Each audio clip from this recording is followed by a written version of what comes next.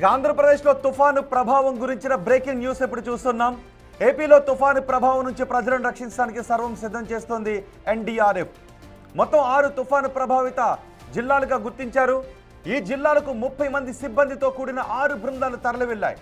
ఇంతకీ ఆ జిల్లాలు ఏంటో చూస్తే నెల్లూరు, శ్రీకాకుళం, కోనసీమ, కాకినాడ, పశ్చిమ గోదావరి, కృష్ణా జిల్లాలు. ఈ జిల్లాలు తుఫాను ప్రభావిత ప్రాంతాలలో ఉన్నాయి.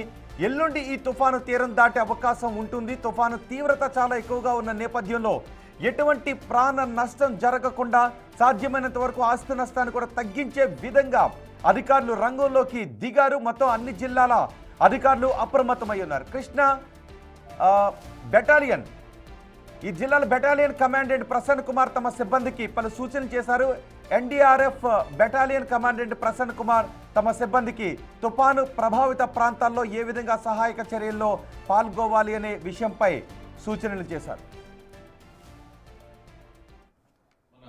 వాతావరణ శాఖ ఇచ్చిన హెచ్చరికల నేపథ్యంలో మోంతా ప్రస్తుతం అది తీవ్ర వాయుగుండంగా మారింది. అది రేపటికి తుఫానుగా, ఎల్లుండికి అది తీవ్ర తుఫానుగా మచిలీపట్నం మరియు కళింగపట్నం మధ్యలో కాకినాడ వద్ద తీరం దాటుతుందనేసి వాళ్ళు సమాచారం ఇచ్చారు. ఆ సమాచారం మేరకు రాష్ట్ర ప్రభుత్వం అనేక చర్యలు తీసుకుంటుంది. సో ఆ చర్యల్లో భాగంగా ఈ తుఫాన్ టైంలో ఎవరైతే ప్రజలు ముంపు ప్రాంతాల్లో ఉన్న ప్రజలు ఎవరికైతే సహాయ సహకారాలు కావాలో వాళ్ళందరి కోసం 6 ఎన్డీఆర్ఎఫ్ టీంలు డిప్లాయ్ చేయడం జరిగింది. అవి నెల్లూరు, కృష్ణా, వెస్ట్ గోదావరి, కోనసీమ, కాకినాడ మరియు శ్రీకాకుళం జిల్లాల్లో మా టీమ్స్ ఆల్రెడీ డిప్లాయ్ అయ్యి ఉన్నాయి. ఇదే కాకుండా ఒక టీము కేంద్రపాలిత ప్రాంతం యానాంకు కూడా వెళ్ళటం జరుగుతుంది.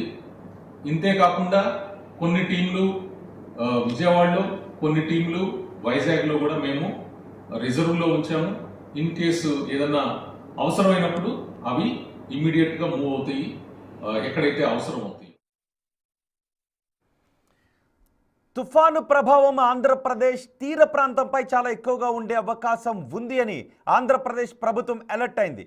ఇప్పటికే తుఫాను ప్రభావం స్పష్టంగా కనబడుతుంది. రేపటి నుంచి ఈ ప్రభావం మరింత ఎక్కువయ్యే అవకాశం ఉంటుంది. ఎల్లుండి తుఫాన్ తీరాన్ని దాటే సమయంలో, తీరాన్ని తాకే సమయంలోనూ, తీరాన్ని దాటే సమయంలోనూ కొంత నష్టాన్ని కలిగించే అవకాశం ఉంటుంది. కాబట్టి ప్రభుత్వం అన్ని జిల్లాల ప్రభావిత జిల్లాల అధికారులను అప్రమత్తం చేస్తుంది. ఎన్డీఆర్ఎఫ్ బృందాలు కూడా రంగంలోకి దిగాయి. ఒకసారి మా ప్రతినిధి రాజుతో మాట్లాడదాం.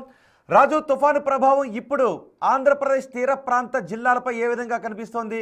రేపటికి తుఫాను ప్రభావం ఎలా ఉండే అవకాశం ఉంటుంది అని వాతావరణ శాఖ అధికారులు చెప్తున్నారు.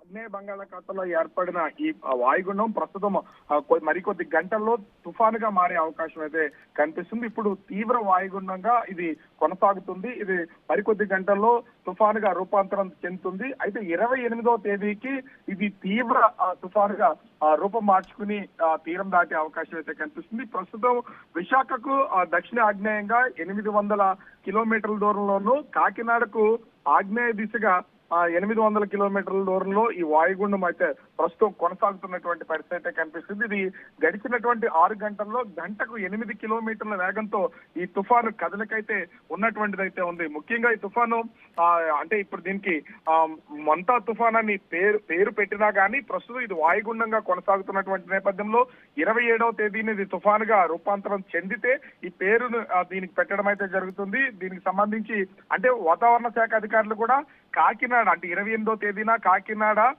తీరంలో ఇది తీరం దాటే అవకాశం అయితే ఉంది. కళింగపట్నం నుంచి మచిలీపట్నం మధ్యలో కాకినాడ సమీపంలో ఇది తీరం తాకి దాటే అవకాశం ఉందని వాతావరణ శాఖ అధికారులు అయితే అంచనా వేస్తున్నారు. అయితే ఇక్కడ కొన్ని అంటే గాలి ఓటాన్ని బట్టి కూడా ఈ కదలిక అనేది వేగంగా ఉంటుంది. తేలిపోయే అవకాశం కూడా ఒక్కొక్కసారి కనిపిస్తూ ఉంటుంది. ఈ నేపథ్యంలో రాష్ట్ర ప్రభుత్వం అప్రమత్తమైంది. ముఖ్యంగా చూస్తే ప్రభుత్వం ఇప్పటికే రాష్ట్రంలో ఉన్నటువంటి 12 జిల్లాల్లో స్కూల్స్ కి అటు ప్రభుత్వ ప్రైవేట్ స్కూల్స్ అన్నింటికీ కూడా సెలవు ఇచ్చినటువంటి పరిస్థితి కనిపిస్తుంది.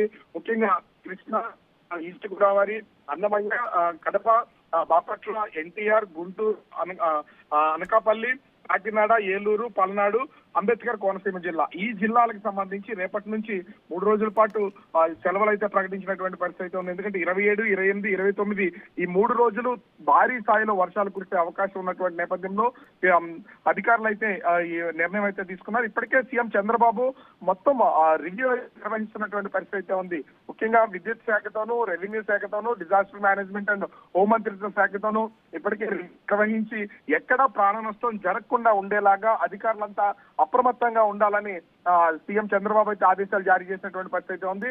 డిజాస్టర్ మేనేజ్మెంట్ అండ్ హోంమంత్రిత్వ శాఖకు సంబంధించి వంగలపూడి అనిత ఇప్పటికే అధికారులతో రివ్యూ నిర్వహించడంతో పాటు అటు అంబేద్కర్ కోనసీమ జిల్లా, కాకినాడ జిల్లా, అదేవిధంగా తూర్పు గోదావరి జిల్లా, పశ్చిమ గోదావరి జిల్లా ఈ జిల్లాలకు సంబంధించి ఎన్డీఆర్ఎఫ్ అండ్ ఎస్డీఆర్ఎఫ్ టీమ్స్ ని ఇప్పటికే అక్కడ మోహరిస్తున్నటువంటి పరిస్థితి ఉంది. రేపు మొత్తం అంతా కూడా రంగంలో దిగుతారు. ఎందుకంటే ఎప్పుడు ఏం జరుగుతుందో తెలియదు. ఇప్పటికీ తుఫాను ప్రభావంతో, ఈ వాయుగుండం ప్రభావంతో అక్కడ వర్షాల ప్రభావం ఏ విధంగా ఉంది, అలాగే సముద్రంలోకి మత్స్యకారులు ఎవరు వేటకు వెళ్ళొద్దు అని హెచ్చరికలు జారీ చేయటం, తగిన సూచనలు చేయడం లాంటివి కూడా చేస్తున్నారా?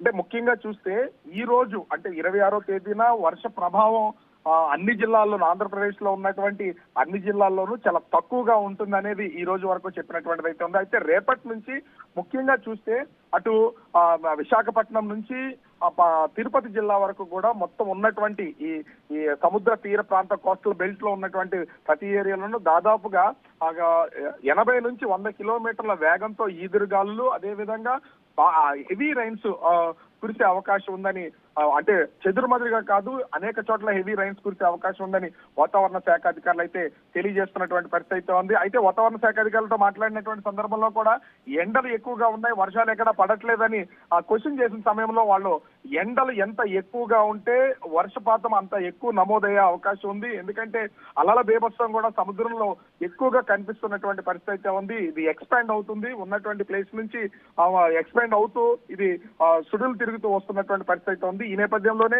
సముద్రం లోపల, సముద్ర తీరంలోనూ, సముద్రం బయట దాదాపుగా ఈ తుఫాను తీరం దాటే సమయంలోనూ రేపు కూడా 80 కిలోమీటర్ల నుంచి 110 కిలోమీటర్ల వేగంతో ఈదురుగాలు వీసే అవకాశం ఉన్నటువంటి నేపథ్యంలో మత్స్యకారులు ఎవరూ కూడా వేటకు వెళ్లొద్దని హెచ్చరికలు జారీ చేసినటువంటిది అయితే ఉంది. ఇప్పటికే అటు శ్రీకాకుళం నుంచి నెల్లూరు వరకు ఉన్నటువంటి సముద్ర తీర ప్రాంతంలో వేటకు వెళ్లే మత్స్యకారులంతా కూడా ఇప్పటికే జట్టీలకు పరిమితమైనటువంటి పరిస్థితి ఉంది.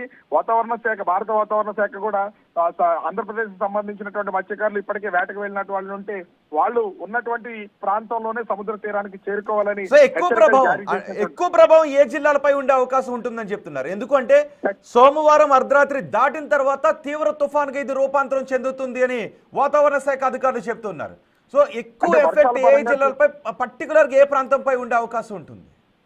వర్షాల ప్రభావం చూస్తే మాత్రం ఖచ్చితంగా ఇది తీరం దాటే ఛాన్సెస్ ఎక్కువగా కాకినాడ జిల్లాకు సంబంధించి ఉంది. ఎందుకంటే అటు కాకినాడ జిల్లాలో ఇది తీరం దాటుతుందని చెప్తున్నారు. అయితే అది తుని, కోనసీమ ఈ రెండింటి మధ్యన దాటే అవకాశం ఉన్నది ఒక అంచనా వేస్తున్నటువంటి నేపథ్యంలో తుఫాను ప్రభావం ఖచ్చితంగా కాకినాడ జిల్లాకి, తూర్పు గోదావరి జిల్లాకి, అంబేద్కర్ కోనసీమ జిల్లాకి ఎక్కువగా ఉంటుంది. అయితే అధికారులు సూచిస్తున్న దాని ప్రకారం కళింగపట్నం నుంచి మచిలీపట్నం ఈ మధ్యలో ఉన్నటువంటి ప్రాంతంలో తుఫాను తీరం దాటే అవకాశం ఉంటుంది. కాబట్టి మొత్తం ఈ 3 జిల్లాలు అంటే కృష్ణా జిల్లా, అంబేద్కర్ కోనసీమ జిల్లా, పశ్చిమ గోదావరి జిల్లా, కాకినాడ జిల్లా, తూర్పు గోదావరి జిల్లా ఈ 4 జిల్లాలకు సంబంధించి దీని ప్రభావం ఎక్కువగా ఉంటుందని వాతావరణ శాఖ అధికారులు అయితే అంచనా వేస్తున్నటువంటి పరిస్థితి. రాజు, అంటే వాతావరణ శాఖ అధికారులు అంచనా ఏంటి? ఈ తుఫాను భారీ నష్టాన్ని మిగిల్చి ఒక పెను తుఫాన్ గా మారే అవకాశం ఉంటుందా, లేదు అంటే సాధారణ తుఫాన్ లాగానే తీరం దాటి గాలుల తీవ్రత, వర్ష ప్రభావాన్ని మిగిల్చి వెళ్ళిపోయే అవకాశం ఉంటుందా, లేదు హుదూద్ లాంటి తుఫాను ప్రభావాల మాదిరిగా మారే అవకాశం ఏమైనా ఉంటుందా? అంటే ఇప్పటి వరకు వాతావరణ శాఖ అధికారులు అంచనాలు వేస్తున్న దాని ప్రకారం సముద్రంలో కదలిక, ఎందుకంటే చాలా వేగంగా కదులుతూ వస్తుంది, గంటకి 8 కిలోమీటర్ల వేగంతో సుడులు తిరుగుతూ వస్తున్నటువంటి నేపథ్యం అయితే మ్యాపింగ్ ద్వారా తెలుస్తూ ఉంది. దీన్ని గమనించినటువంటి విశాఖ తుఫాను హెచ్చరికల కేంద్రం అధికారులు మాత్రం అంటే ఈ సంవత్సరం ముఖ్యంగా వర్షాకాలానికి సంబంధించి ఈ సంవత్సరం ఇదే మొట్టమొదటి తుఫాను. ఇప్పటి వరకు అల్పపీడనాలు, అదేవిధంగా ఈ వాయుగుండం మాత్రం ఏర్పడినటువంటి పరిస్థితి అయితే ఉంది. కాకపోతే మొట్టమొదటిసారిగా ఆంధ్రప్రదేశ్ కి ఏర్పడినటువంటి తుఫాను కావడం ఇది భారీ స్థాయిలో ఉండే అవకాశం అయితే కనిపిస్తుందని చెప్తున్నారు. అంటే వాతావరణ శాఖ అధికారుల అంచనా ప్రకారం 96 లో వచ్చినటువంటి తుఫాను ప్రభావం ఏ విధంగా అయితే కోనసీమ, అటు ఉభయ గోదావరి జిల్లాల మీద ఏ విధంగా అయితే పడిందో ఇది కూడా ఆ స్థాయిలో ఉంటుందని అంచనాలు వేస్తున్నటువంటి పరిస్థితి అయితే ఉంది. వీటన్నిటి వీటన్నింటినీ ప్రభుత్వానికి తెలియజేసినటువంటి నేపథ్యంలో ఏపీ ప్రభుత్వం కూడా అన్ని శాఖలకు సంబంధించి సమన్వయం చేసి వాళ్ళు సిద్ధం చేస్తున్నటువంటి పరిస్థితి కనిపిస్తుంది. రైట్ రాజు, తుఫాన్ మంతా ఆంధ్రప్రదేశ్లో తీరం వైపు దూసుకొస్తూ ఉంది. మచిలీపట్నం కళింగపట్నం మధ్య ఎల్లుండి ఈ తుఫాన్ తీరం దాటే అవకాశం ఉంది. ఈ అర్ధరాత్రి దాటిన తర్వాత ఇది తీవ్ర తుఫానుగా మారుతోంది అని వాతావరణ శాఖ అధికారులు చెప్తున్నారు. కాబట్టి ప్రజలు అప్రమత్తంగా ఉండాలని చెప్తున్నారు. అలాగే మొత్తం జిల్లాల అధికార యంత్రాంగం కూడా అప్రమత్తంగా ఉండాలి అని ప్రభుత్వం ఆదేశాలు జారీ చేసింది. గతంలో ఎన్నో తుఫాన్లు వచ్చాయి, కొన్ని తుఫాన్లు మాత్రం తీవ్ర ప్రాణ ఆస్తి నష్టాన్ని మిగిల్చాయి. ఈ తుఫాను ప్రభావం చాలా ఎక్కువగా ఉంటుంది కాబట్టి జాగ్రత్తగా ఉండండి అని చెప్తున్నారు. అంతేకాదు స్కూళ్లకు సెలవులు కూడా ప్రకటించారు. ప్రభుత్వ ఉద్యోగులందరూ సహాయక చర్యలు, ఏదైనా అత్యవసర పరిస్థితుల్లో సహాయక చర్యలకు అందుబాటులో ఉండాలి అని ఆదేశాలు జారీ చేశారు. కాబట్టి ప్రజలు ఇళ్లకే పరిమితమై ఉంటే మంచిది అని అధికారులు చెప్తున్నారు. ఎటువంటి ప్రయాణాలు రేపు ఎల్లుండి పెట్టుకోకుండా ఉండటం బెటర్. తీవ్రమైన గాలులు వీచే అవకాశం ఉంటుంది.